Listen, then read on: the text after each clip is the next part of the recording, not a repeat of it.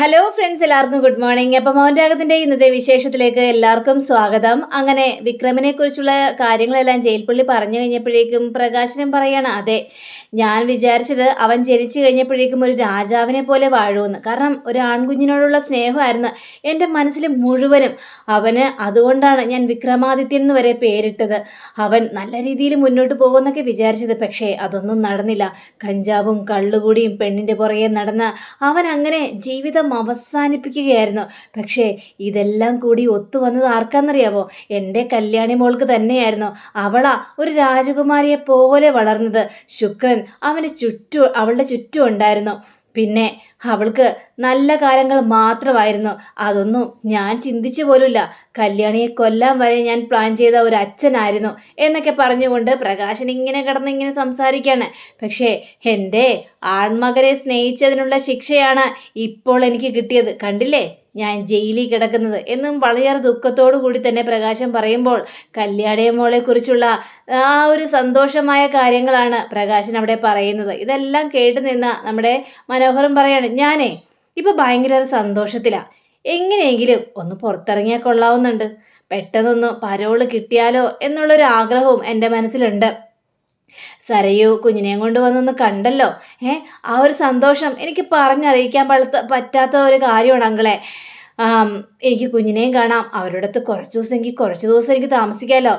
സരയുവിൻ്റെ മനസ്സ് അത്രയ്ക്ക് മാറിയെന്ന് തന്നെയാണ് എൻ്റെ വിശ്വാസം. അതേപോലുള്ള രീതികളാ സരയു എന്നോട് സംസാരിച്ചത്.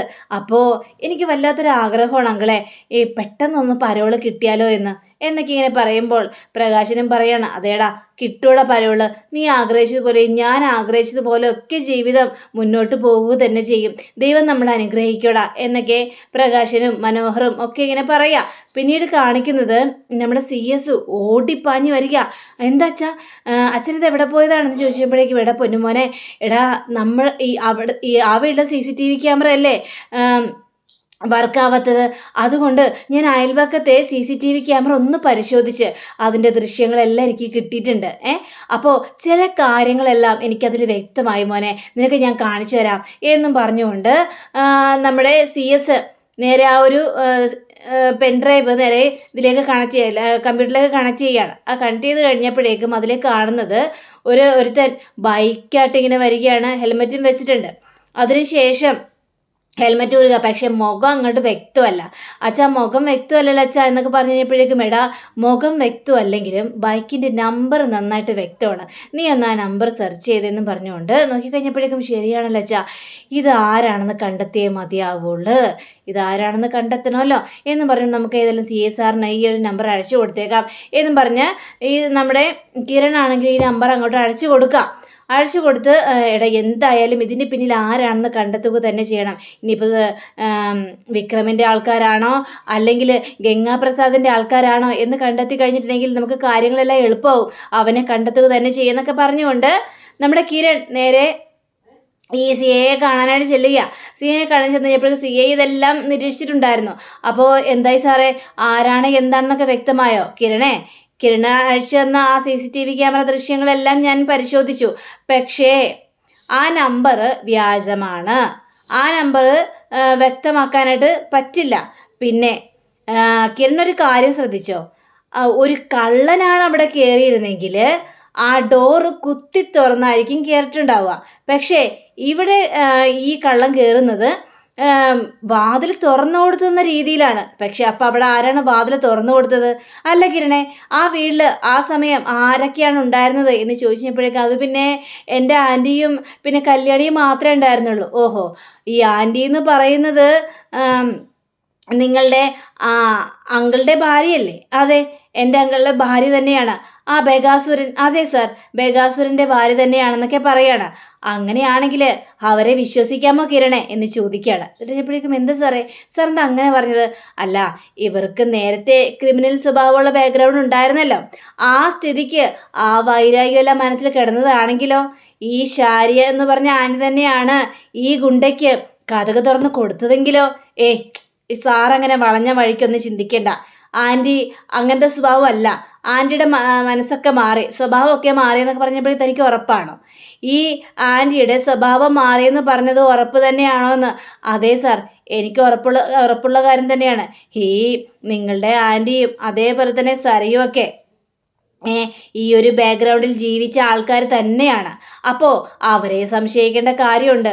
അല്ലാതെ ഒരാൾ എങ്ങനെ ആ ഡോറ് തുറക്കും? അങ്ങനെ തുറക്കാനായിട്ട് ഒരു വഴിയില്ലല്ലോ. അകത്ത് കുറ്റിയിരിക്കുന്ന ഡോറ് തുറക്കാനായിട്ട് പറ്റില്ല. കുത്തി തുറന്നാൽ മാത്രമേ തുറക്കാൻ പറ്റുള്ളൂ, അതൊരു കള്ളനാണെങ്കിൽ. ഇതിപ്പോൾ കല്യാണിയെ കൊല്ലാനാണ് കയറി ചെന്നത് അല്ലേ? അങ്ങനെയാണ് സംഭവിച്ചിരിക്കുന്നത്. അതെ, അങ്ങനെ തന്നെ സംഭവിച്ചിരിക്കുന്നത്. പിന്നെ കല്യാണിയുടെ ശബ്ദം കേട്ടിട്ടാണ് ആൻറ്റി മുകളിൽ നിന്ന് ഓടി വന്നത് എന്നൊക്കെയാണ് പറയുന്നത്. എടോ, അതൊക്കെ വെറും തിരക്കഥാകൃത്താണെന്നാണ് എനിക്ക് തോന്നുന്നത്. കാരണം അങ്ങനെ ഒരു കാര്യം സംഭവിക്കാനുള്ള ഒരു ചാൻസും ഇല്ല.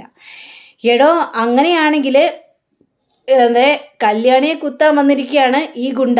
ആ ഗുണ്ടയെ ഈ കല്യാണിയുടെ ശബ്ദം കേട്ടിട്ടാണ് നിങ്ങളുടെ ആൻറ്റി ഓടി വന്നത്. അപ്പോൾ ആൻറ്റിക്ക് കുത്തേറ്റെന്ന് നിങ്ങൾ പറയുന്നു. പക്ഷേ എങ്ങനെയാണ് ആ ഗുണ്ട അകത്തേക്ക് കയറിയത്? എടോ, ഇതൊക്കെ നിങ്ങളുടെ ആൻറ്റിയുടെ വെറും അഭിനയമാണ്. എടോ, നിങ്ങളോടുള്ള പക ഈ ആൻറ്റിയുടെ മനസ്സിൽ ഉണ്ടായി കാണും. അങ്ങനെയായിരിക്കും ഒരവസരം കിട്ടിക്കഴിഞ്ഞപ്പോഴേക്കും കല്യാണിയെ കൊല്ലാനായിട്ട് അവർ പ്ലാൻ ഒരുക്കിയത്. സാറ് ഏത് വഴിക്കൊക്കെയാണ് ഈ ചിന്തിക്കുന്നത് സാറേ? എടോ, ഞാൻ പറയുന്ന കാര്യങ്ങൾ വ്യക്തമാക്കണോടോ?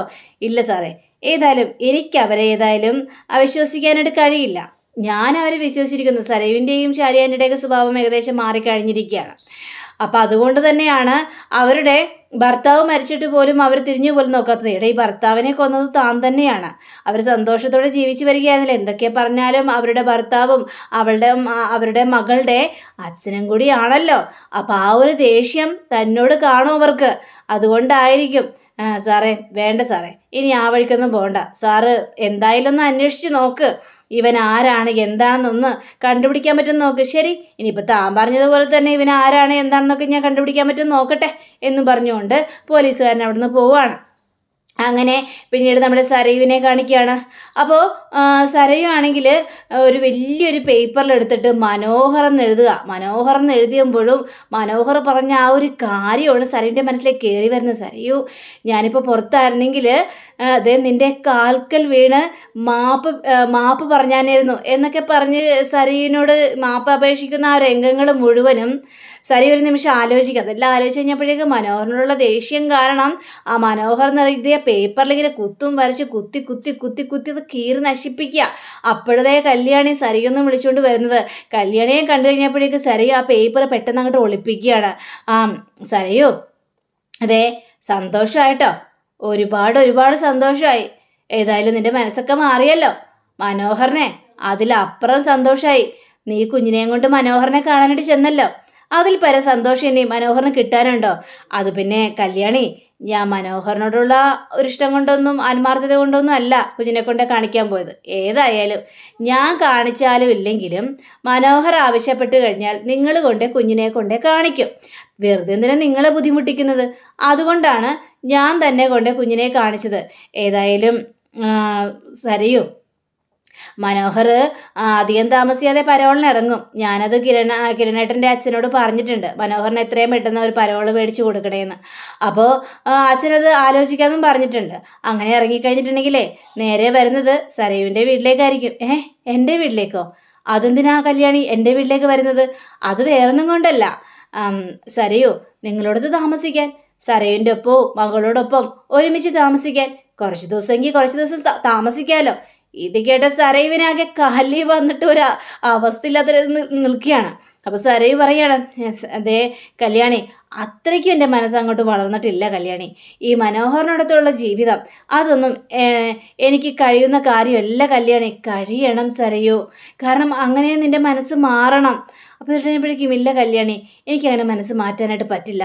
നിങ്ങൾ പറഞ്ഞു, ഞാൻ കുഞ്ഞിനെ കൊണ്ടേ കാണിച്ചു. അതിനപ്പുറം എനിക്ക് മനോഹറിനോട് ഒരു താല്പര്യമില്ല. എനിക്ക് അവനെ ചിന്തിക്കാൻ പോലും കഴിയാൻ പറ്റാത്തൊരവസ്ഥ. എന്തായാലും മോൾക്കൊരു അച്ഛനെ വേണ്ടേ, ചൂണ്ടിക്കാണിക്കാനൊരു അച്ഛനെ വേണ്ടേ? അപ്പോൾ അതുകൊണ്ട് ശരി, മനോഹരനെ സ്നേഹിക്കണ്ട, മനോഹരനെ ഭർത്താവായിട്ട് കണക്ക് കൂട്ടാൻ വേണ്ട. പക്ഷേ നാട്ടുകാരുടെ മുന്നിലെങ്കിലും നിനക്ക് അഭിനയിക്കാലോ സരയൂ.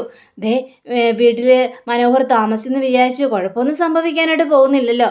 അപ്പോൾ ഭാര്യയും ഭർത്താവും കുഞ്ഞുമായിട്ട് കഴിയുകയാണെന്ന് നാട്ടുകാർ കരുതുമല്ലോ എന്നൊക്കെ ഇങ്ങനെ പറഞ്ഞു കഴിഞ്ഞപ്പോഴേക്കും കല്യാണി അതൊന്നും പറഞ്ഞാൽ കല്യാണിക്ക് മനസ്സിലാവില്ല കല്യാണി എന്നൊക്കെ ഇങ്ങനെ സംസാരിച്ചുകൊണ്ടിരിക്കുമ്പോഴാണ് ദേ കിരൺ ഭയങ്കര സന്തോഷത്തോടെ വരിക. അപ്പം കിരണെ കണ്ടപ്പോഴേ കിരണേ. അപ്പോൾ കിരൺ ഓടി വന്നിട്ട് സരയൂ ദേ ഈ ചോക്ലേറ്റ് നിനക്കുള്ളതാണ്ടോ. ചോക്ലേറ്റോ?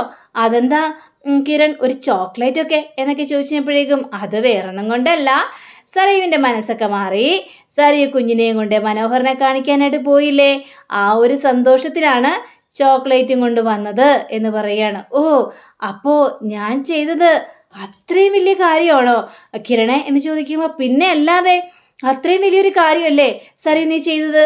ഞങ്ങൾ പറഞ്ഞതുപോലെ തന്നെ നിന്റെ മനസ്സെല്ലാം മാറിയില്ലേ, നീ മനോഹരനെ കൊണ്ട് കുഞ്ഞിനെ കാണിച്ചില്ലേ, സന്തോഷത്തോടെ സംസാരിച്ചില്ലേ, അതിലപ്പുറം സന്തോഷമുണ്ട് മനോഹറിന്. മനോഹർ ഞങ്ങളുടെ എല്ലാ കാര്യങ്ങളും പറഞ്ഞായിരുന്നു എന്നൊക്കെ പറയാം. ഇത് കേട്ടാ സരയുവിന് കലി വരികയാണ്.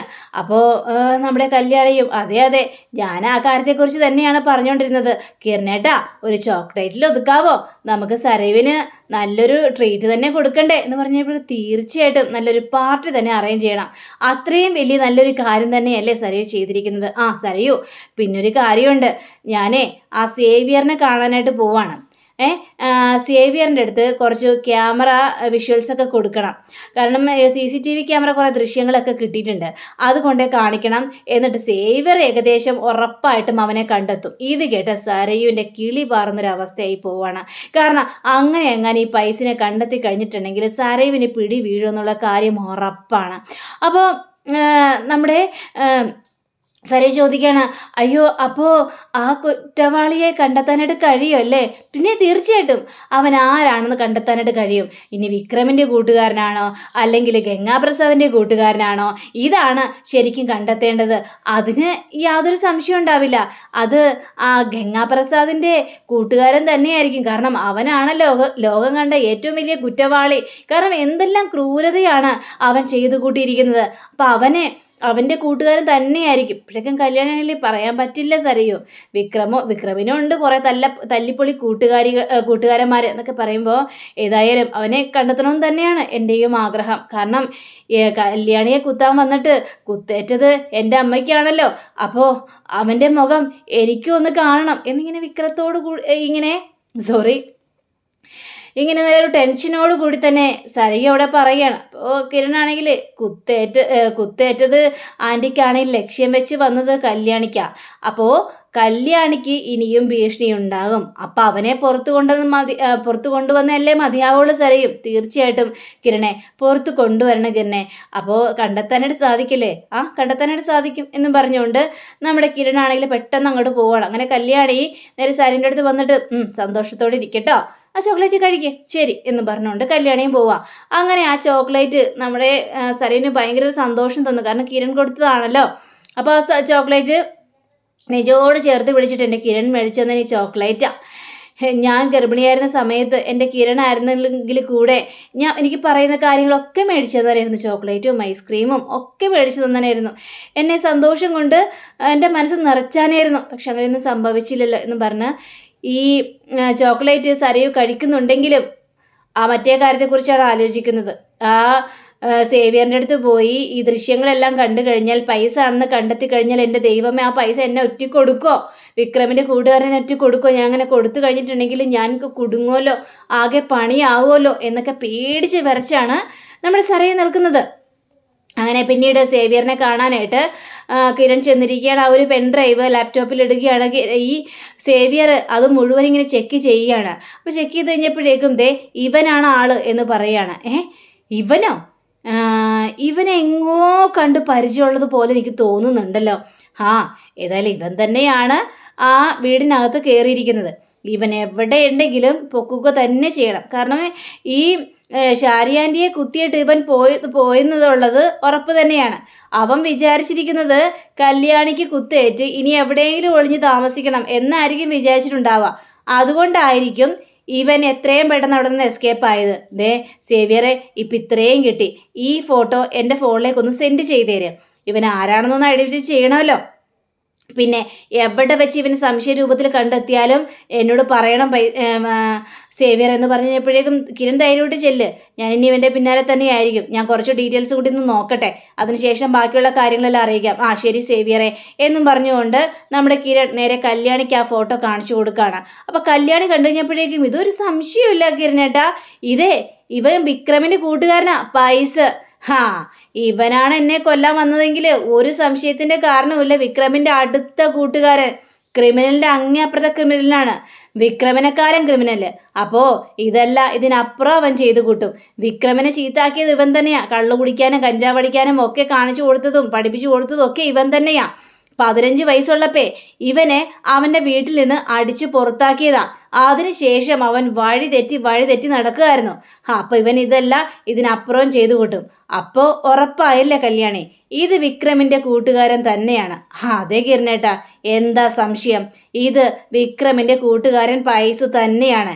ഇനി അവൻ എങ്ങനെ ആ വീടിനകത്ത് കയറി എന്ന് കണ്ടെത്തിയേ മതിയാകുള്ളൂ എന്ന് കിരൺ ആത്മാർത്ഥമായിട്ട് തന്നെ പറയണം. അപ്പം അങ്ങനെയും കാണിച്ചുകൊണ്ടാണ് നമ്മുടെ ഇന്നത്തെ റിവ്യൂടെ അവസാനിച്ചിരിക്കുന്നത്.